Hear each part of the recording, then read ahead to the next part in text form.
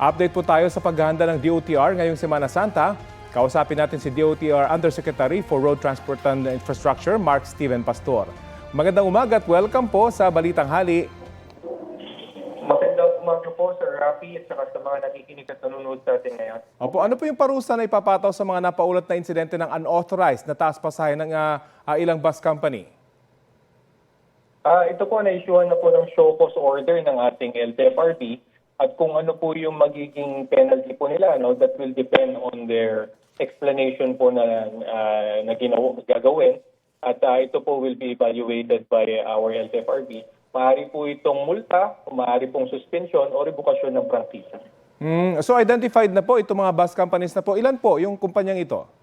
8 po, Sir Rafi. We have already identified them. At kahapon din ho, pagbigay ho ng instruction ni Secretary Panoy Lopez, nag-issue na po ang ating LTFRB ng show cause order. Hanggang kailan nyo po hihintayin yung kanilang tugon? Binigyan ho sila ng 72 hours para sumagot ho dito at ito po i-evaluate ng ating LTFRB. Base po sa inyong monitoring, may nakita ba kayong pagbaba sa bilang ng mga kababayan nating bumabiyahe pa probinsya o nadagdagan? Para po sa road base natin, Sir Rafi, particular dito sa PITX, nung Sunday po, nagpunta ho tayo, ang mga pasahero po, nasa 178,000. Pag ikukumpara natin last year, nadagdagan po ito ng 13,000 dahil last year po 165,000 lang. So marami pa rin ho talaga tayong mga kababayan na bumabiyahe.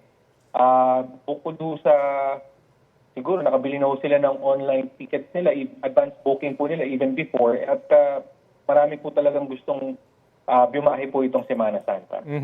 At paano naman po tinitiyak na nasa kondisyon hindi lang po yung mga bus, kundi pati yung mga driver? Kahapon daw po may mga nagpositibo sa illegal na droga sa PITX. Tama po.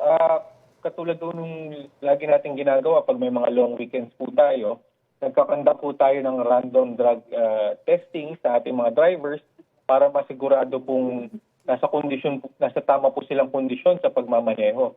At bukod po dito, in-inspect din ho natin yung mga public utility vehicles. Titingnan ho natin kung recap ho yung gulong, kung nasa tamang kondisyon po.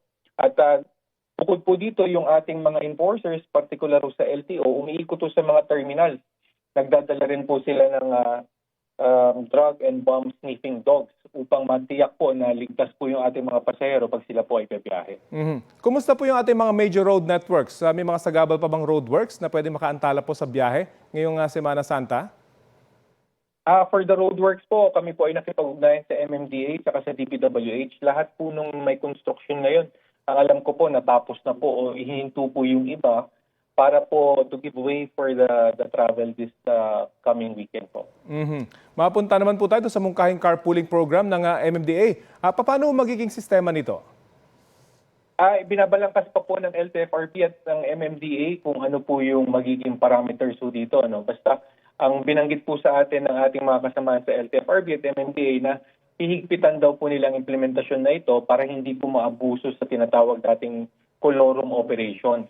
Ang mandato lang naman ho dito ay matulungan yung ating mga kababayan sa pagpasok at pag-uwi nila mula galing sa trabaho sa kanilang patutunguhan na hindi ho nag-iisa lang sila sa sasakyan. Kumbaga, we will maximize yung capacity load po ng mga pribadong sasakyan. Ayun, nabanggit nyo nga yung posibleng gamitin ito ng mga mapagsamantala kapag sinabing baka maningil yung iba. Paano ito mapipigilan? Opo, yung ayaw po nating mangyari dyan, yung tinatawag natin sa road-based transport na ulo-ulo, yung sisingilin po yung nakasakay doon. So, yung guidelines po na gagawin will ensure na hindi po mangyayari ito. Bukod pa ho dito, magbibigay tayo ng sapat na enforcer sa ating mga kalsada para masigurado pong hindi abusuhin ito at gagawin pang colorum operation. May paalala po ba kayo sa mga operator at driver ng public utility vehicles ngayong Holy Week, gayon din sa mga babiyahe po nating kababayan? Nasa inyo po ang pagkakataon. Salamat, Sir Rafi. Sa ating pong mga kababayan na biyahe itong mahal na araw, siguraduhin po natin na yung ating pong sasakyan ay mga legitimate na public transportation po, at wag po tayong tatangkilik sa mga colorum operations. Sinisigurado po ng inyong kagawaran ng transportasyon na maging ligtas, maayos at komportable po ang inyong magiging biyahe itong Semana Santa. patungo po sa kanya-kanya nating probinsya.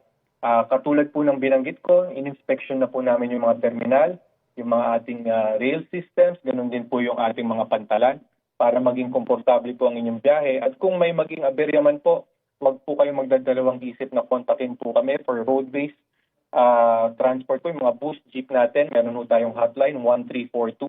Pwede rin po kayong mag-comment or mag-message sa aming Facebook page, ang DOTR Facebook page po, at kami po ay sasagot kaagad. Maraming salamat po, Sir Rafi. Maraming salamat po sa oras na binahagi nyo sa Balitang Hali. Yan po si Yusek Mark Steven Pastor ng DOTR.